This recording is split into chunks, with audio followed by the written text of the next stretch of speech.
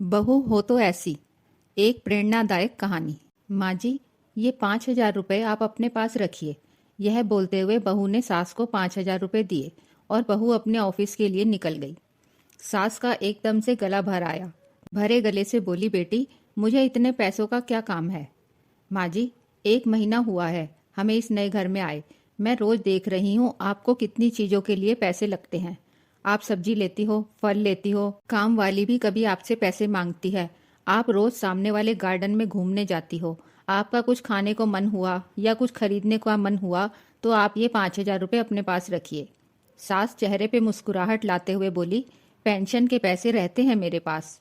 इस पर बहू बोली, माँ जी, आप गार्डन में जाती हैं, वहाँ आप फ्रेंड्स बनाएं, कभी मन हुआ तो पिक्चर देखने जाएं, पार्टी दो, पार्टी करो, अपनी जिंदगी खुलकर जियो माँ जी। इन्होंने मुझे बताया कि आपने बहुत मुश्किलें उठाते हुए इस घर को संभाला है। बड़े भैया अपने घर में खुश हैं, दीदी अपने ससुराल में खुश है, हम भी खुश हैं। अब आप कोई भी चिंता किए बगैर खुश रहें, सिर्फ अपने लिए जियो, जो आपके मन में आए वो करो। मैं जानती हूँ आपने कितनी मुश्किलें उठाई हैं इस परिवार को संभालने के लिए। इस घर को बनाने में भी आपकी कई इच्छाओं का गला घोटा गया। बस जो हुआ सो हुआ। अब आप सिर्फ और सिर्फ खुद के लिए जियो। बेटी, इतनी छोटी उम्र में इतनी बड़ी बड़ी बातें कहाँ से सीखी तूने। माँ जी, जब मैं 12 साल की थी तब एक दिन मेरी दादी बुआ के यहाँ जा रही थी। मेरी माँ ने 500 रुपये दादी के हाथ पर रखे और बोली, वहाँ बच्चों को बाहर ले जाना, नानी की तरफ से कुछ खाने पीने पे खर्च करना, खिलौने लेकर देना। दादी मम्मी के गले लगकर रोने लग गई और मैंने इतने पैसे आज तक कभी भी दिल खोलकर खर्च किए ही नहीं, ऐसा बोलने लगी।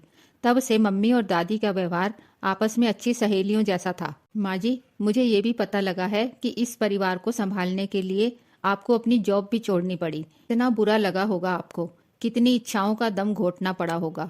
इसके बाद हर छोटी बड़ी बात के लिए आपको पति के सामने हाथ फैलाना पड़ा होगा। माँ जी, आज से आप अपनी पेंशन के पैसे खर्च ना करें। पेंशन के पैसे अपने पास ही रहने दीजिएगा। अगर मुझे कभी आवश्यकता लगी तो मैं आपसे ही मांगूंगी। बस बेटी, सब कुछ आज ही बोलेगी क्या? तुझे ऑफिस में देर हो रही है, जल्दी जा। मुझे बोलने दो माँ, यह भी मैं अपनी खुशी के लिए ही कर रही हूँ। मेरी माँ हमेशा कहती है कि 16-18 घंटे घर में काम करने वाली महिला को कोई समझता ही नहीं है। लेकिन तुम अपने सास की मेहनत को ध्यान में रखना। प्यार बोओगी तो प्यार ही उगेगा। सास ने डबडबाई आंख से बहू को गले लगाया और आंखों से ओझल ना हो तब तक दरवाजे में खड़ी रही। बहू के आने पर मैं इस घर की 4 दीवारी में बंद के रह जाऊंगी, ऐसा सोचा था मैंने। पर बेटी, तूने तो दरवाजा खोलकर मुझे बाहर का आसमान दिखा दिया। किसी की बेटी हमारे घर की बहू है और हमारी बेटी किसी घर की बहू है।